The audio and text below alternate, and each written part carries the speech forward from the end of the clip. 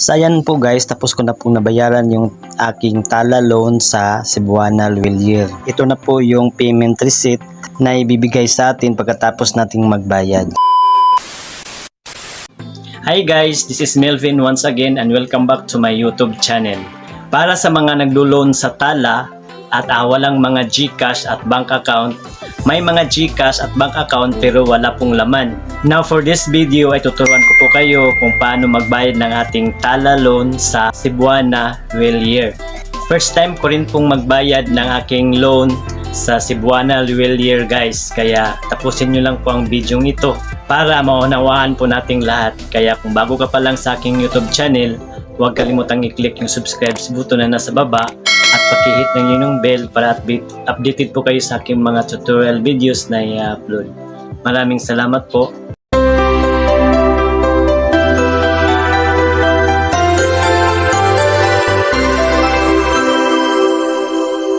Sundan nyo lang po ang video ito guys kung paano ko binayaran yung aking Tala loan sa Cebuana Luwilier. Ito, panoorin nyo. So ayan po guys, naka-open na po ang aking Tala account at dito na po tayo sa aking dashboard.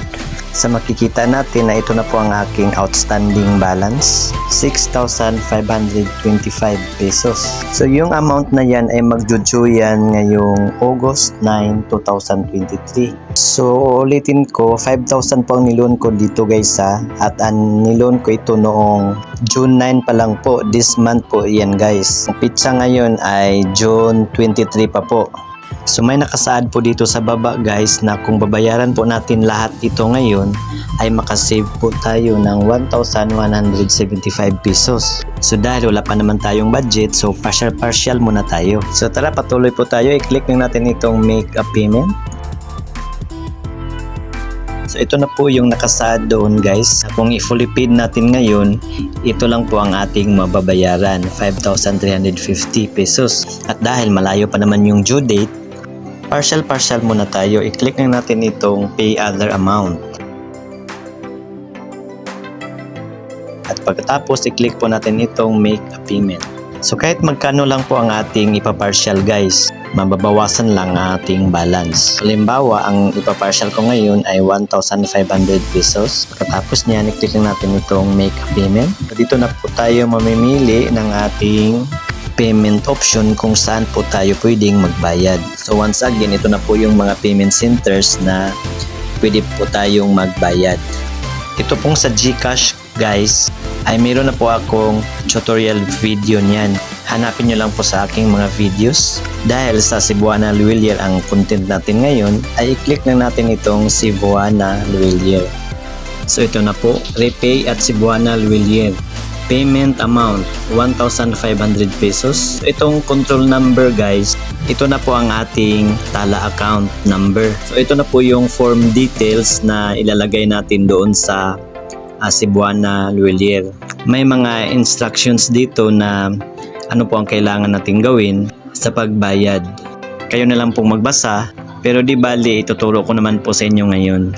Pwede nyo rin po itong i-screenshot guys dahil importante po itong control number doon sa form ng Cebuana Luwilier. So ngayon guys ay pupunta na po tayo sa Cebuana Luwilier. Tara, let's go! So nandito na po ako sa Cebuana Luwilier guys. Kapag nakapasok na po tayo sa loob, maghingi lang tayo ng form para po sa Tala loan payment. So ito po yung form na pipilapan natin guys. Ang ilalagay po natin sa sender ay ang pangalan po natin. At dito naman po sa receiver, ang ilagay po natin Tala. Dito naman po sa purpose of remittance, bills payment lang po ang ilagay natin. Tapos dito sa relationship of receiver or sender, skip lang natin yan guys. Pwede nang di-pilapan yan. At dito naman sa control number or account number or reference number, ito po yun ang isulat natin guys Tapos amount kung magkano yung ibabayad natin. Tapos ang ating phone number, yung active na phone number natin.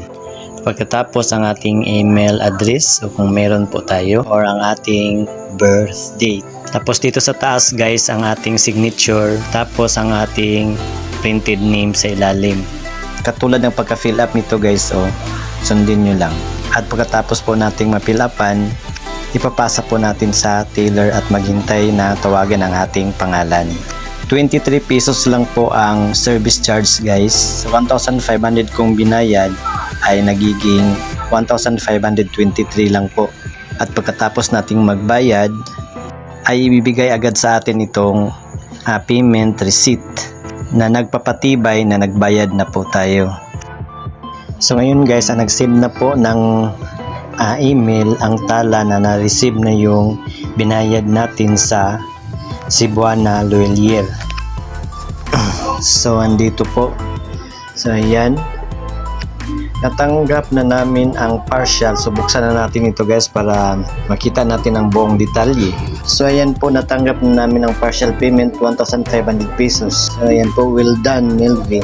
So ngayon guys, titingnan natin ang ating tala account kung nabawas ba automatic yung binayad natin. Okay, let's go. So ayan na po guys, ang 6,525 pesos ay naging 5,025 pesos na lang. So nabawas automatic yung binayad natin guys. So ganoon na po kadali magbayad sa Cebuana Loyalier guys. At sana may natutunan po kayo guys. Paki-like and share na lang po kung nagustuhan niyo po ang aking video. At para sa iba ko pa pong mga tutorial video, paki-check na lang po ang aking playlist dyan po sa aking YouTube channel. At hanapin nyo lang pong mga title dyan sa gusto nyo pong matutunan. At para sa mga iba pa pong mga katanungan, pakisulat lang po ang inyong mga tanong dyan po sa baba sa comment section at sasagutin ko yan agad-agad. So yun lamang po guys, maraming salamat sa panonood. Goodbye, God bless.